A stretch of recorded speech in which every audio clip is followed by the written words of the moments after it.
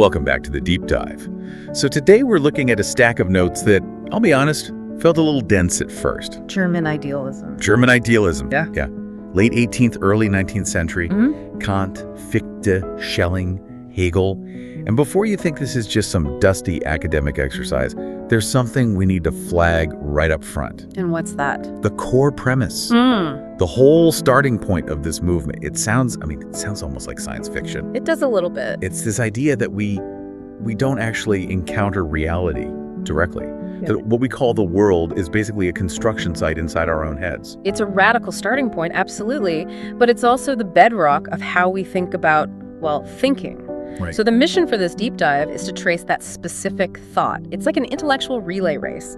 We're going to follow the path from Immanuel Kant's mental glasses all the way to Hegel's historical reason. And just so we're clear on the stakes here, because this stuff can feel a bit abstract, if these thinkers are right, we aren't just, cameras taking pictures of the world. No, not at all. If they're right, we're the projectors. The projectors. And that raises this massive, slightly uncomfortable question about responsibility.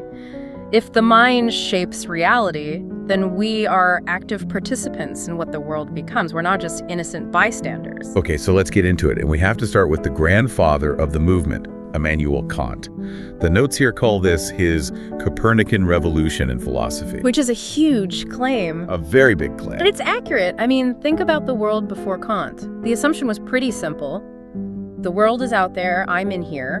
My job is to make my mind mirror that world. Simple. I see a cup, there's a cup. I know the truth. The mind is a mirror. But Kant comes along and says, no. He flips it. Completely. He says the mind isn't a passive mirror, it's an active machine. He argues that we have these built-in filters, he calls them categories, and they process all the raw data before we're even aware of it. The source material uses this great analogy of mental glasses. It's the classic metaphor, yeah. It's perfect. Yeah, really helped me visualize this. So imagine you were born with blue-tinted glasses permanently stuck to your face. You've never taken them off. You don't even know they're there. You just think they're your eyes. Exactly. You'd look around and be absolutely certain that the world is blue. You'd say, the snow is blue, the paper is blue. But the blueness isn't in the snow. It's coming from my lenses. Precisely. And for Kant, those lenses are things like space, time, and causality. Okay, let's pause there because that is the part that I think trips people up. Space and time are the lenses. I always think of them as the container, the stage where the whole universe happens. And that's the common sense Newtonian view. But Kant says no. He argues that space and time are the format of our human software. The operating system. Perfect. We can't perceive anything outside of space and time, not because the world is built that way, but because we are built that way. We can't process data without those timestamps and location tags. It's like a VR headset that you can never take off. Yes. That's a perfect modern analogy. Everything you see is rendered through that headset software. You're seeing the render, not the raw code. So we're basically trapped in our own formatting. And this leads to that really famous split in Kant's work. Right. The split between the phenomenal world and the noumenal world. The phenomenal world is the world as it appears to us. The formatted version. The VR render. And the noumenal world. That's the thing in itself. Yeah. Reality as it truly exists before we process it. And the really heavy insight here, the thing that lands hard, is that we can never, ever access that noumenal world. Never. You can think about it, you can speculate, you can have faith in it, but you can never know it. It's like trying to see your own eyes without a mirror. You're the instrument of seeing, so you can't see the instrument itself. Exactly. So I have to ask, why? Why build a philosophy that just walls us off from reality? It feels so frustrating. Like he's saying, here's the truth, but sorry, you can't have it. It is incredibly frustrating, and a lot of people felt that. But for Kant, it was a safety feature. He was trying to protect science and morality. How does admitting we can't know reality protect science? That sounds completely backward. Well, think about it. If we admit that things like space, time, and causality are generated by our minds, then we can be 100% sure they will always apply to our experience. We don't have to worry that tomorrow gravity will stop working or time will run backward. Because the rules come from us. As long as humans are observing, the rules hold. It creates this safe playground for science. Okay, I see that. It stabilizes the human world. But it still leaves this giant mystery box, the noumenal, just sitting in the corner of the room. And that mystery box drove the next generation of philosophers absolutely crazy. They looked at Kant's limit and just said, this is unbearable. It's like being told there's a secret room in your house you can never, ever enter. Eventually, you're going to try to break down that door. And this is where German idealism really shifts into a higher gear. They started asking this really radical question. If the mind shapes all experience anyway, why are we assuming there's this ghost world of things in themselves out there? Why do we even need the noumenal? If you can't touch it, can't see it. Maybe it's just not there. Or maybe the mind is powerful enough to bridge that gap. And this is where we meet Johann Gottlieb Fichte. Fichte. The notes describe him as the guy who decides to just tear down the wall. He really does. Fichte looks at Kant's setup subject here, object there, wall in between, and says, this is all wrong. He claims that reality isn't a thing. It's not something just sitting out there. It's what? It's an activity. An activity. Okay, that's a bit abstract. What does he mean? He centers everything on the self. He says the self isn't passive. It doesn't just receive data.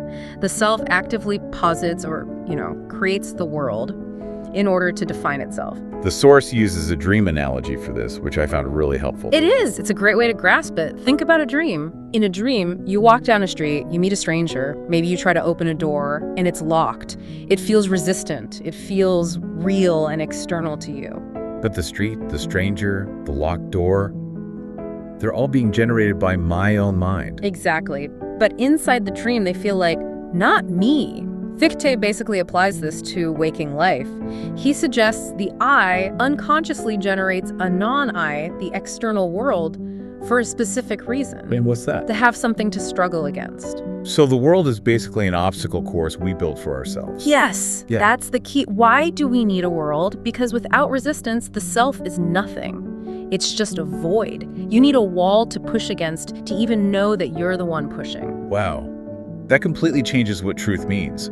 It's not about your mind mirroring the world anymore. No, truth becomes about self-realization. To know is to act. We create the obstacle so we can overcome it, and in doing so, become free. To know is to act. Yeah. That is a powerful idea. It means you can't just sit in an armchair and figure out the universe. You have to get in there and shape it. Right. But there's a problem here. I think I can feel it coming. You can, yeah. If I'm just projecting the whole world, isn't that solipsism?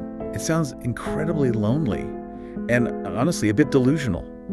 Oh, I created the Grand Canyon just to find myself. That was the exact criticism. It feels so self-centered. It makes the world feel flimsy. Right.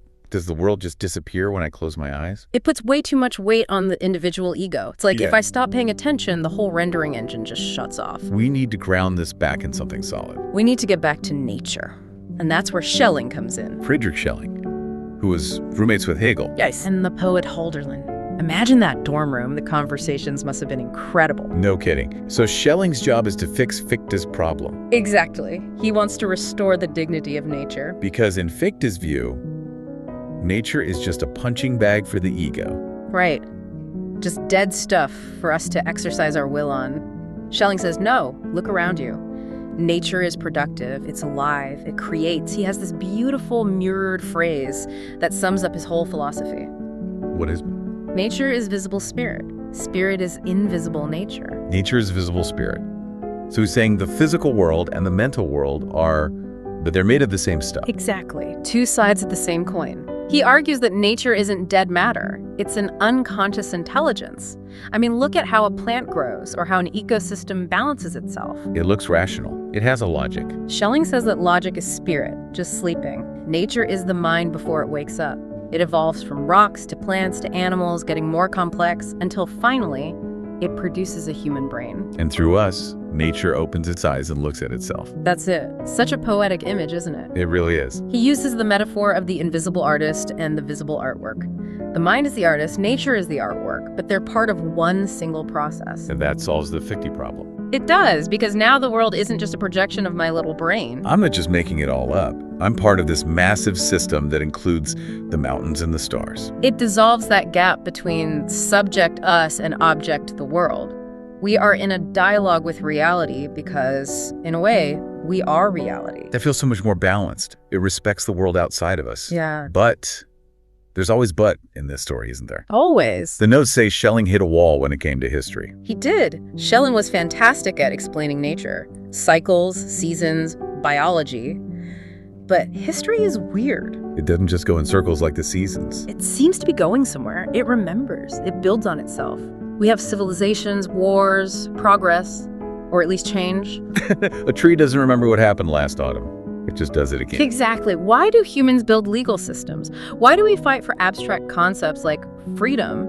Nature doesn't fight for freedom, it just survives. This specific problem, the engine of history, paves the way for the heavyweight champion. GWF Hegel. I feel like everyone has heard the name, but nobody actually knows what he said because his writing is just notoriously difficult. It is, but he makes the boldest claim of them all.